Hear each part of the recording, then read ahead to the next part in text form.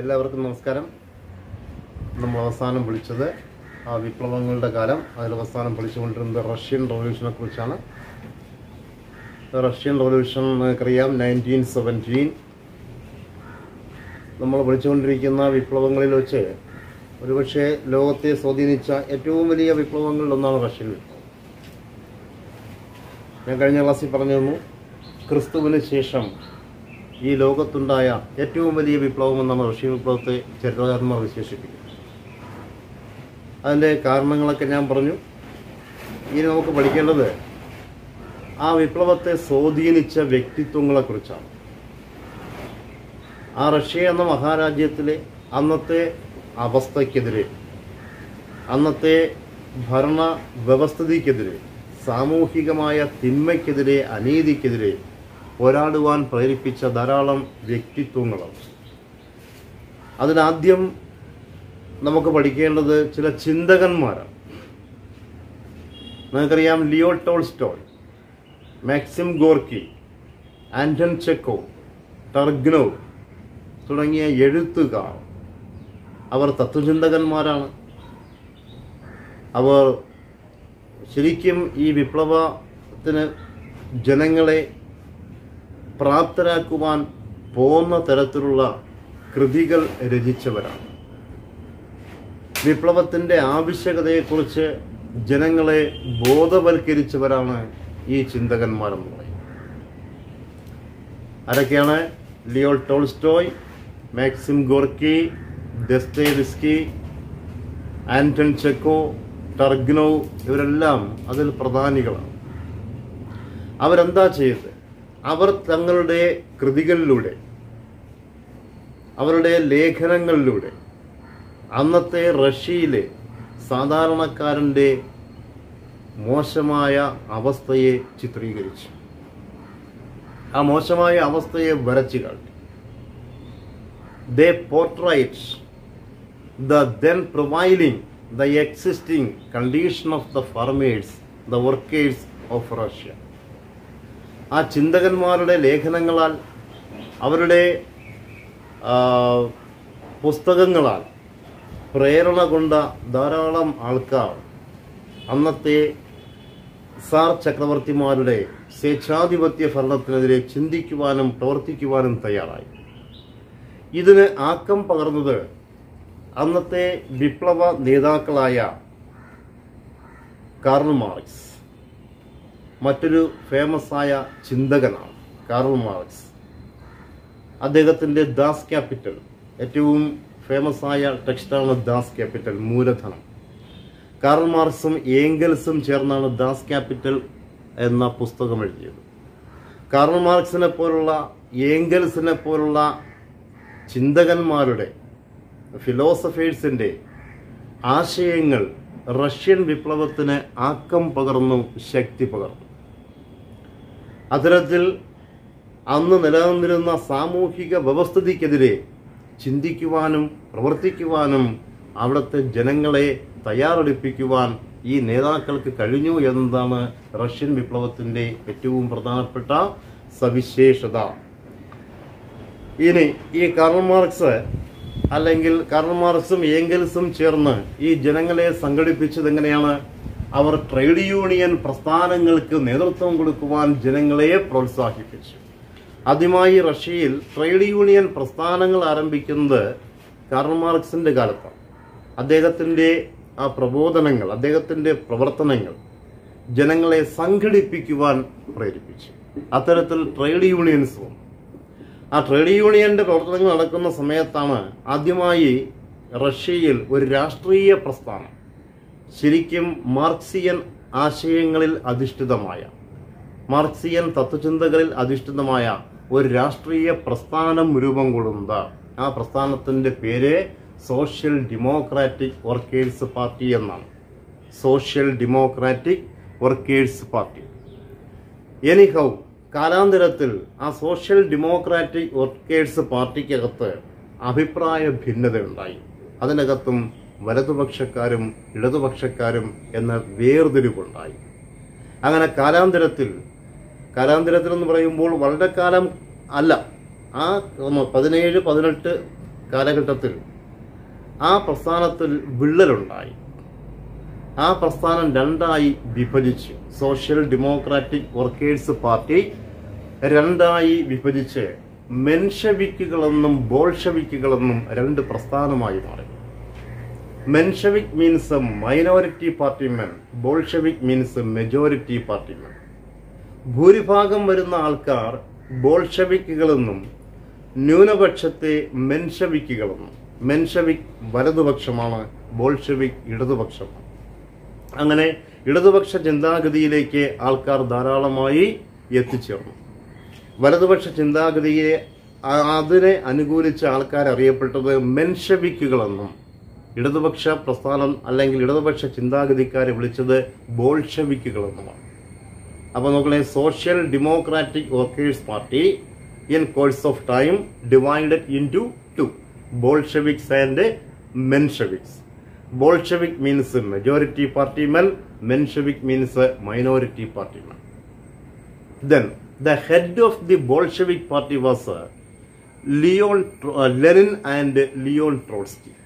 Lenin and Leon Trotsky were the head of the Bolsheviks. Alexander Kerensky was the head of the Mensheviks. മറക്കരുത്, Bolshevik പാർട്ടിയുടെ head, Bolshevik party leaders എന്ന് പറയുന്നത് രണ്ടുപേരായിരുന്നു, Lenin and Leon Trotsky. Menshevik പാർട്ടിയുടെ head എന്ന് പറയുന്നത് Alexander Kerensky. Bolshevik party എന്താണ്? Left wing social democratic party, Menshevik right wing social democratic party. അല്ലെങ്കിൽ Bolsheviks majority party men, Mensheviks minority party men. The head of the Bolsheviks were Lenin and Leon Trotsky, and the head of the Mensheviks was Alexander Kerensky. Alexander Kerensky was the head of the Mensheviks. ഈ രണ്ട് പ്രസ്ഥാനങ്ങളും അവരുടേതായ രീതിയിൽ Tsarist ഗവൺമെന്റിനെതിരെ സമരം ചെയ്തുകൊണ്ടിരിക്കുന്ന സമയത്താണ് 1905 ഒരു മഹാസംഭവം ഉണ്ടാകും. റഷ്യ എന്ന് പറയുന്ന രാജ്യം ജപ്പാൻ എന്ന് പറയുന്ന രാജ്യത്തോട് യുദ്ധത്തിൽ തോറ്റു. 1905 റസോ ജാപ്പനീസ് വാർ ചരിത്രത്തിലെ ഏറ്റവും പ്രധാനപ്പെട്ട സംഭവങ്ങളിൽ ഒന്നാണ്. ലോകത്തിലെ ഏറ്റവും വലിയ രാജ്യമായ റഷ്യ ഏഷ്യ ഭൂഖണ്ഡത്തിലെ ഒരു ദ്വീപിന് തുല്യമായ ജപ്പാനോട് തോറ്റു എന്ന് പറഞ്ഞാൽ റഷ്യയിലെ ജനങ്ങൾക്ക് സഹിക്കില്ല, ഒരിക്കലും അവർക്ക് ഉൾക്കൊള്ളാൻ കഴിയില്ല. ഒരു ചെറിയ രാജ്യത്തോട് റഷ്യ തോറ്റിരിക്കുന്നു. നമുക്ക് നമ്മുടെ രാജ്യം അയൽ രാജ്യങ്ങളുമായി യുദ്ധം ചെയ്യുമ്പോൾ തോൽവി നമ്മൾ ആഗ്രഹിക്കുമോ? ഒരിക്കലുമില്ല. വിജയം മാത്രമേ നമ്മൾ എപ്പോഴും ആഗ്രഹിക്കത്തുള്ളൂ. ഇവിടെ നോക്കണേ, ഈ വലിയ രാജ്യമായ റഷ്യ ചെറിയ രാജ്യമായ ജപ്പാനോട് തോറ്റത് റഷ്യയിലെ ജനങ്ങൾക്ക് സഹിക്കാൻ കഴിഞ്ഞില്ല.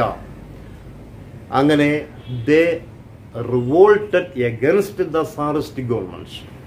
With the defeat of Russia in the Russo-Japanese War of 1905, the people, they revolted against the Tsarist government.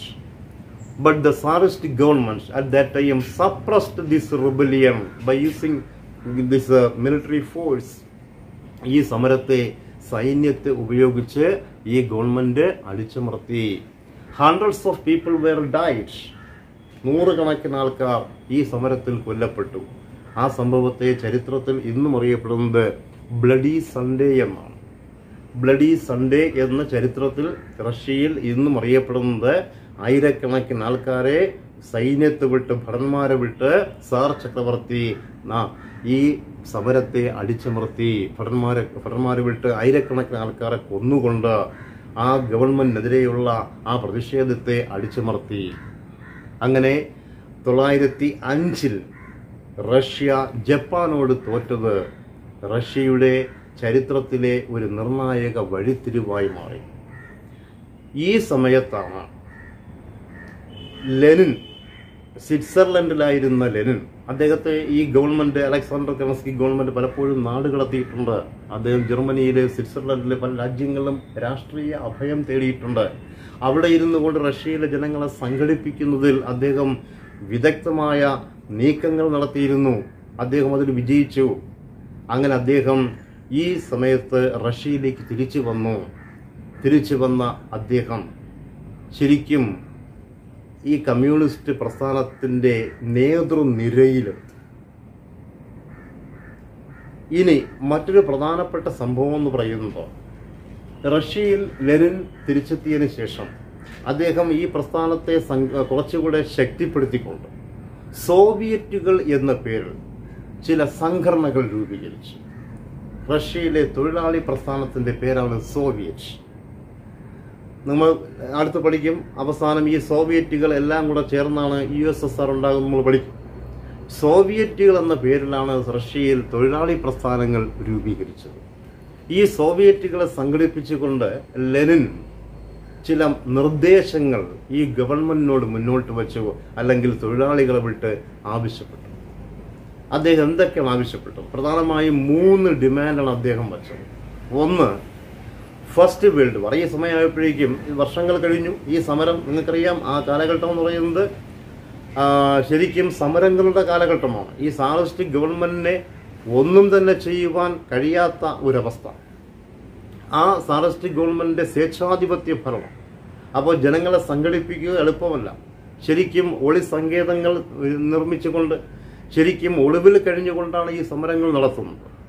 ഈ സമയത്ത് 1914 ഒരു പ്രധാനപ്പെട്ട സംഭവം നമുക്കറിയാം. 1914 പ്രത്യേകത എന്താണ്? Outbreak of the first world war. 1914 first world war ആരംഭിക്കുന്നത്. ഫസ്റ്റ് വേൾഡ് വാറിൽ നിങ്ങൾക്കറിയാം 2 സൈനിക സഖ്യങ്ങളുണ്ട്. ബ്രിട്ടന്റെ നേതൃത്വത്തിലും പിന്നെയോ ജർമ്മനിയുടെ നേതൃത്വത്തിലും 2 സൈനിക ക്യാമ്പുകളാണ് ഫസ്റ്റ് വേൾഡ് വാറിന് തൊട്ട് മുമ്പ് വരെ ഈ ലോകം. ആ സൈനിക ക്യാമ്പുകളിൽ ബ്രിട്ടന്റെ ഭാഗത്ത് റഷ്യ ചേർന്നു. നോക്കണം, വളരെ സാമ്പത്തികമായ പിന്നോക്കാവസ്ഥ, ജനങ്ങളുടെ ജീവിതം ഭയങ്കരമായ ദുരിതപൂർണമായ ജീവിതം. ഈ സമയത്താണ് റഷ്യ ഇല്ലാത്ത എന്താ പറയാം ഇല്ലായ്മയിൽ നിന്നുകൊണ്ട് റഷ്യ ഈ യുദ്ധത്തിൽ പങ്കുചേർന്നു. സാമ്പത്തികമായി തറന്നെങ്കിലും അതൊന്നും പുറത്തു കാണിക്കാതെ ബ്രിട്ടനെ സപ്പോർട്ട് ചെയ്തുകൊണ്ട് ഫസ്റ്റ് വേൾഡ് വാറിൽ രംഗപ്രവേശനം ചെയ്തു. ആ യുദ്ധത്തിൽ റഷ്യ തോറ്റു. ഫസ്റ്റ് വേൾഡ് വാറിൽ റഷ്യ തോറ്റു. ഒരുപക്ഷെ ശത്രുരാജ്യങ്ങൾ എന്ന് പറയുന്നത് ജർമ്മൻ സഖ്യമാണ്. ബ്രിട്ടൻ വിജയിച്ച സഖ്യത്തിൽപ്പെടുന്ന റഷ്യയാണ് ഫസ്റ്റ് വേൾഡ് വാറിൽ ആദ്യം തോൽക്കുന്ന രാജ്യം. നോക്കണം, ശത്രുരാജ്യങ്ങളിലെ മറ്റു രാജ്യങ്ങൾ തോൽവി ഏറ്റുവാങ്ങുന്നതിന് മുമ്പ് വിജയിച്ച സഖ്യത്തിൽ നിന്ന് റഷ്യ ആദ്യം തോറ്റു. ഫസ്റ്റ് വേൾഡ് വാറിലെ റഷ്യയുടെ ഈ പതനം ശരിക്കും കെറൻസ്കി ഗവൺമെന്റിനേറ്റ അടിയായി, ഏറ്റ പ്രഹരമായി. അങ്ങനെ കെറൻസ്കി ഗവൺമെന്റ് ഇതോടുകൂടി രാജിവെക്കണം, ഗവൺമെന്റ് പിന്മാറണം, ഒഴിഞ്ഞു പോകണം എന്ന ആവശ്യം ശക്തിപ്പെട്ടു. ഞാൻ പറയുന്നത് നിങ്ങൾക്ക് മനസ്സിലാകുമെന്ന് തോന്നുന്നു. ഞാൻ 2 പ്രധാനപ്പെട്ട വർഷങ്ങൾ പറഞ്ഞു. ഒന്ന് 1905 റസോ ജാപ്പനീസ് വാർ, 2 1914 ഫസ്റ്റ് വേൾഡ് വാർ. ഈ ഫസ്റ്റ് വേൾഡ് വാറിലെ റഷ്യ തോറ്റു. എങ്ങനെയാണ് റഷ്യ തോറ്റത്? എന്തുകൊണ്ട് റഷ്യ തോറ്റു? സൈന്യത്തിന് ആവശ്യമായ ആയുധങ്ങൾ നൽകുവാൻ ഈ ഗവൺമെന്റിന് കഴിഞ്ഞില്ല. അവർക്ക് ആവശ്യമായ ഭക്ഷണം നൽകുവാൻ കഴിഞ്ഞില്ല. ആയുധങ്ങളില്ലാതെ, ഭക്ഷണം കഴിക്കാതെ എത്ര കാലം അവർക്ക് ശത്രുരാജ്യത്തോട് പോരാടാൻ പറ്റും? അങ്ങനെ റഷ്യയിലെ സൈന്യം വളരെ നിരാശരായി. 1-ാം ലോക മഹായുദ്ധത്തെക്കുറിച്ചാണ് പറയുന്നത്. 1-ാം ലോക മഹായുദ്ധത്തിൽ റഷ്യ തോറ്റത് റഷ്യൻ വിപ്ലവത്തിന്റെ ഇമ്മീഡിയറ്റ് കാസിലൊന്നാണ്. 14 ആരംഭിച്ച യുദ്ധം, ആ യുദ്ധത്തിൽ 17 റഷ്യ തോൽക്കുന്നത്. റഷ്യൻ വിപ്ലവവും 1917 ഈ സമയത്ത് റഷ്യയിലെ ഗവൺമെന്റ് അല്ലെങ്കിൽ അലക്സാണ്ടർ കെറൻസ്കി ജനങ്ങളുടെ ആവശ്യം അനുസരിച്ച് ഒരു അസംബ്ലി വിളിച്ചു കൂട്ടി. അതിൻ്റെ പേരെന്ന് പറയുന്നത് ഡൂമ എന്നാണ്. റഷ്യൻ ഫസ്റ്റ് വേൾഡ് വാറിന് തൊട്ട് മുമ്പ് വരെ സമരം ശക്തി ആർജിച്ചപ്പോൾ ഡൂമ എന്ന പേരിൽ ജനപ്രതിനിധികളുടെ ഒരു സഭ അലക്സാണ്ടർ കെറൻസ്കി വിളിച്ചു കൂട്ടി. ആ ജനപ്രതിനിധി സഭ പറഞ്ഞു, ഫസ്റ്റ് വേൾഡ് വാറിൽ റഷ്യ പങ്കെടുക്കരുത്. അത് കേൾക്കാതെയാണ് സർ നിക്കോളാസ് രണ്ടാമൻ റഷ്യയെ 1-ാം ലോക മഹായുദ്ധത്തിൽ പങ്കെടുപ്പിച്ചു. ഞാൻ നേരത്തെ പറഞ്ഞു, സൈന്യത്തിന് ആവശ്യമായ ആയുധമോ ആഹാരമോ ഇല്ലാത്ത ഒരവസ്ഥ. ആ യുദ്ധത്തിൽ, ഒന്നാം ലോക മഹായുദ്ധത്തിൽ നൂറുകണക്കിന് റഷ്യൻ സൈന്യം മരണപ്പെട്ടു. ഈ സമയത്താണ് ദാരിദ്ര്യം അതിൻ്റെ കൊടുമുടിയിലെത്തി. നൂറുകണക്കിന് ആയിരക്കണക്കിന് സ്ത്രീകൾ റഷ്യയുടെ അന്ന് തലസ്ഥാനമായ പെട്രോഗ്രേഡിലേക്ക് മാർച്ച് നടത്തി. അവർക്ക് വിശക്കുന്നു, അവർക്ക് ബ്രെഡ് വേണം. ആ സമയത്ത് മുൻപ് ഈ സമരത്തിന് എതിരു നിന്ന സൈന്യവും ഈ സമരക്കാരോട് പങ്കുചേർന്നു. ആ സൈന്യത്തിന് ഗവൺമെന്റിനോടുള്ള, ചക്രവർത്തിയോടുള്ള എതിർപ്പ് പ്രകടിപ്പിച്ചുകൊണ്ട് അവർ ഈ ജനങ്ങൾക്കൊപ്പം ചേർന്ന് അവരും ഈ സമരത്തെ ശക്തിപ്പെടുത്തി. അങ്ങനെ പെട്രോഗ്രേഡിലേക്ക് മാർച്ച് ചെയ്ത ഈ തൊഴിലാളികൾ പെട്രോഗ്രേഡ് പിടിച്ചടക്കി. സാർ നിക്കോളാസ് രണ്ടാമൻ നിവൃത്തിയില്ലാതെ സ്ഥാനത്യാഗം ചെയ്തു. അദ്ദേഹം പലായനം ചെയ്തു. അങ്ങനെ അലക്സാണ്ടർ കെറൻസ്കിയുടെ നേതൃത്വത്തിൽ മെൻഷെവിക് പാർട്ടി ഒരു ഗവൺമെന്റ്, ഒരു താൽക്കാലിക ഗവൺമെന്റ്, ഒരു ഇടക്കാല ഗവൺമെന്റ് സ്ഥാപിച്ചു. ഈ വിപ്ലവത്തെ ചരിത്രത്തിൽ അറിയപ്പെടുന്നത് ഫെബ്രുവരി റവല്യൂഷൻ എന്നാണ്. മാർച്ചിലാണ് ഈ വിപ്ലവം നടന്നതെങ്കിലും അന്താരാഷ്ട്ര കലണ്ടർ അനുസരിച്ച് ഈ കുറച്ച് ദിവസങ്ങൾ ബാക്കിലാണ് റഷ്യൻ കലണ്ടർ. അതുകൊണ്ട് മാർച്ച് നടന്ന ഈ വിപ്ലവത്തെ ഫെബ്രുവരി റവല്യൂഷൻ എന്നാണ് അറിയപ്പെടുന്നത്. എനിവേ, അലക്സാണ്ടർ കെറൻസ്കിയുടെ ഗവൺമെന്റിനെ അംഗീകരിക്കുവാൻ ബോൾഷെവിക്കുകൾ തയ്യാറായില്ല. ആ സമയത്താണ് സ്വിറ്റ്സർലൻഡിലായിരുന്ന ലെനിൻ തിരിച്ചു വന്ന് ബോൾഷെവിക് പാർട്ടിയെ ശക്തിപ്പെടുത്തി അലക്സാണ്ടർ കെറൻസ്കിയുടെ ഗവൺമെന്റിനെതിരെ ശക്തമായ സമരങ്ങൾക്ക് നേതൃത്വം കൊടുത്തു. ലെനിൻ ആർഗ്യൂ ചെയ്ത് വാദിച്ചത് അധികാരം പ്രോളറ്റേറിയറ്റ് ക്ലാസ്, വർക്കിംഗ് ക്ലാസ്, തൊഴിലാളി വർഗത്തിന് അധികാരം ലഭിക്കണം ക്യാപിറ്റലിസ്റ്റ് ക്ലാസിന്റെ കയ്യിൽ നിന്ന്. കാരണം അലക്സാണ്ടർ കെറൻസ്കിയും ഞാൻ നേരത്തെ സൂചിപ്പിച്ച ഒരു തരത്തിൽ ക്യാപിറ്റലിസ്റ്റ് സ്വഭാവമുള്ള, മുതലാളിത്ത സ്വഭാവമുള്ള ഗവൺമെന്റാണ് സ്ഥാപിച്ചത്. ക്യാപിറ്റലിസ്റ്റിന്റെ കയ്യിൽ നിന്ന് പ്രോളറ്റേറിയറ്റിന്റെ കയ്യിലേക്ക്, മുതലാളിമാരുടെ കയ്യിൽ നിന്ന് തൊഴിലാളി വർഗത്തിന്റെ കയ്യിലേക്ക് അധികാരം ലഭിക്കണമെന്ന് ലെനിൻ ആവശ്യപ്പെടുകയും ഈ സോവിയറ്റുകളെ മുഴുവൻ സംഘടിപ്പിച്ചുകൊണ്ട് അദ്ദേഹം ശക്തമായ സമരത്തിന് നേതൃത്വം കൊടുക്കുകയും ചെയ്തു. ഈ ബോൾഷെവിക് പാർട്ടി അവർ പ്രചരിപ്പിച്ചത് പ്രൊളറ്റേറിയൻ ഗവൺമെന്റ് എന്ന ആശയമാണ്. തൊഴിലാളി വർഗ ഗവൺമെന്റ് എന്ന ആശയമാണ് ലെനിൻ മുന്നോട്ട് വെച്ചത്. അദ്ദേഹം ചില ഡിമാൻഡ് വെച്ച്. എന്തൊക്കെയാണ് ഡിമാൻഡ്? ഒന്ന്, ഫസ്റ്റ് വേൾഡ് വാറിൽ നിന്ന് റഷ്യ പിന്മാറണം. 2, ലാൻഡ് ഓണേഴ്സിൽ നിന്ന് ലാൻഡ്സ് മുഴുവൻ സീസ് ചെയ്യണം, പിടിച്ചെടുക്കണം. അതിനെ പ്രൊളറ്റേറിയൻസിന് അല്ലെങ്കിൽ അതിനെ കർഷകർക്ക് വിതരണം ചെയ്യണം. പ്രൈവറ്റ് പ്രോപ്പർട്ടി മുഴുവൻ പബ്ലിക് പ്രോപ്പർട്ടിയാക്കി മാറ്റണം. ഈ 3 ഡിമാൻഡാണ് ഈ ബോൾഷെവിക് പാർട്ടി മുന്നോട്ട് വെച്ചത്. ആ 3 ഡിമാൻഡും അംഗീകരിച്ച് കിട്ടുവാൻ വേണ്ടിയായിരുന്നു അവരുടെ സമരം. ഈ ആവശ്യം ഉന്നയിച്ചുകൊണ്ട് 1917 ഒക്ടോബർ മാസം 1917 ഒക്ടോബർ മാസം Bolshevik party organised a violent revolution, ഒരു വലിയ വിപ്ലവത്തിന് നേതൃത്വം കൊടുത്തു against Alexander Kerensky's government. Alexander കെറൻസ്കിയുടെ മെൻഷെവിക് ഗവൺമെന്റിനെതിരെ ഈ ബോൾഷെവിക് പ്രസ്ഥാനം ശക്തമായ സമരങ്ങൾക്ക് നേതൃത്വം കൊടുത്തു. കെറൻസ്കിയുടെ ഗവൺമെന്റ് എന്ന് പറയുന്നത് ഈ സമയത്ത് ബോൾഷെവിക് പ്രസ്ഥാനത്തെ അടിച്ചമർത്തുവാൻ പറ്റിയ ആയുധങ്ങളോ അല്ലെങ്കിൽ സൈനിക സന്നാഹങ്ങളോ അവർക്കില്ലായിരുന്നു. അതിന്റെ എൻഡിൽ ബോൾഷെവിക്കുകൾ തന്നെ വിജയിച്ചു. ലെനിന്റെ നേതൃത്വത്തിലുള്ള ഇടതുപക്ഷ പ്രസ്ഥാനത്തിന് അവിടെ ഒരു അധികാരം പിടിച്ചെടുക്കുവാൻ, കെറൻസ്കി ഗവൺമെന്റിനെ അട്ടിമറിക്കുവാൻ ഈ സമയത്ത് കെറൻസ്കി ഗവൺമെന്റ് തകിടം മറിഞ്ഞു. കെറൻസ്കി മറ്റ് രാജ്യത്തേക്ക് രാഷ്ട്രീയ അഭയവും തേടി. ഈ സമയം കൊണ്ട് ലെനിൻ റഷ്യയിൽ ഒരു പ്രൊളറ്റേറിയൻ ഗവൺമെന്റ് രൂപീകരിക്കുവാനുള്ള ശ്രമം ആരംഭിച്ചു. അതിന്റെ മുന്നോടിയായിട്ട് അദ്ദേഹം ഒരു ക്യാബിനറ്റ് ഫോം ചെയ്തു. ആ ഫോം ചെയ്ത ക്യാബിനറ്റ് റഷ്യയിൽ വിപ്ലവാത്മകമായ മാറ്റങ്ങൾക്ക് തുടക്കം കുറിച്ചു. അദ്ദേഹം എന്തൊക്കെയാണ് ചെയ്തത്? ഫസ്റ്റ് വേൾഡ് വാറിൽ നിന്ന് റഷ്യൻ സൈന്യത്തെ പിൻവലിച്ചു. പിന്നെയോ ഈ ലാൻഡ് ലോഡ്സിൽ നിന്ന് ലാൻഡ്സ് മുഴുവൻ സീസ് ചെയ്തു, പിടിച്ചെടുത്തു. അതിനെ വർക്കേഴ്സിനെ ഡിസ്ട്രിബ്യൂട്ട് ചെയ്തു.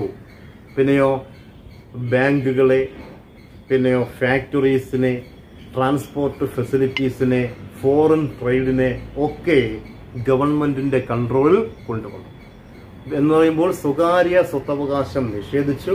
സ്വകാര്യ വ്യക്തികളുടെ കയ്യിലുണ്ടായിരുന്ന മുഴുവൻ പ്രോപ്പർട്ടീസും, മുഴുവൻ ഫാക്ടറീസും, മുഴുവൻ ബാങ്കുകളും ഒക്കെ പിടിച്ചെടുത്തുകൊണ്ട് അതെല്ലാം ഗവൺമെന്റിന്റെ കൺട്രോളിൽ വന്നിട്ട് മുഴുവൻ സോവിയറ്റുകളെയും ഒരുമിപ്പിച്ചുകൊണ്ട് അദ്ദേഹം റഷ്യയ്ക്ക് പുനർനാമകരണം ചെയ്തു. അങ്ങനെയാണ് റഷ്യ എന്ന രാജ്യം 1924 ആയപ്പോൾ ഒരു എഴുതപ്പെട്ട ഭരണഘടനയുടെ അടിസ്ഥാനത്തിൽ 24-ലെ ഒരു ഭരണഘടന എഴുതിയുണ്ടാക്കി. ആ എഴുതപ്പെട്ട ഭരണഘടനയുടെ അടിസ്ഥാനത്തിൽ റഷ്യയ്ക്ക് ഒരു പുതിയ ഗവൺമെന്റ് സ്ഥാപിക്കുവാൻ കഴിഞ്ഞു. ആ ഗവൺമെന്റ് അവരുടെ ആശയങ്ങൾ മുഴുവൻ പ്രാവർത്തികമാക്കി. അങ്ങനെ 1924ഓടുകൂടി റഷ്യ എന്ന രാജ്യം union of Soviet socialist republic എന്ന പേരിൽ മാറി. അങ്ങനെ union of Soviet socialist republic വിപ്ലവാത്മകമായ മാറ്റങ്ങൾ വരുത്തി. എഡ്യൂക്കേഷൻ രംഗത്ത് പുതിയ മാനങ്ങൾ തേടിപ്പോയി. പുതിയ സാമ്പത്തിക നയങ്ങൾ കണ്ടെത്തി. പിന്നെയോ റഷ്യയിൽ അന്നോളം ഉണ്ടായിരുന്ന സാമൂഹിക അസമത്വം ഇല്ലായ്മ ചെയ്യുവാൻ ആ ലെനിന്റെ നേതൃത്വത്തിലുള്ള ഗവൺമെന്റിന് സാധിക്കുകയും പോരാത്തതിന് ശാസ്ത്രരംഗത്ത്, സാങ്കേതിക രംഗത്ത് ഒക്കെ വളരെയേറെ പുരോഗതി കൈവരിക്കുവാൻ, അതിന് തുടക്കം കുറിക്കുവാൻ ആ ഗവൺമെന്റിന് കഴിഞ്ഞു. അങ്ങനെ കമ്മ്യൂണിസ്റ്റ് ആശയങ്ങൾ മറ്റ് യൂറോപ്യൻ രാജ്യങ്ങളിലും ഏഷ്യൻ രാജ്യങ്ങളിലും പിന്നെയോ അമേരിക്കൻ ഭൂഖണ്ഡത്തിലും എന്നുവേണ്ട ലോകത്ത് എമ്പാടും ആശയങ്ങൾ എത്തിക്കുവാൻ ഈ സർക്കാരിന് അല്ലെങ്കിൽ ആ ഗവൺമെന്റിന് കഴിഞ്ഞു. അതാണ് ഈ റഷ്യൻ വിപ്ലവത്തിന്റെ ഏറ്റവും വലിയ പ്രത്യേകത. നമ്മൾ പഠിച്ച വിപ്ലവങ്ങൾ American revolution, French revolution, Latin American revolution, Russian revolution. ഇനി അടുത്തത് ചൈനീസ് വിപ്ലവമാണ്. അതും കൂടെ ആകുമ്പോഴേക്കും ഈ അധ്യായത്തിലെ 5 വിപ്ലവങ്ങളുടെ കാലമാണ് നമ്മൾ പഠിക്കുന്നത്. ഇത്രയും നിങ്ങൾ വായിക്കുക. നമസ്കാരം.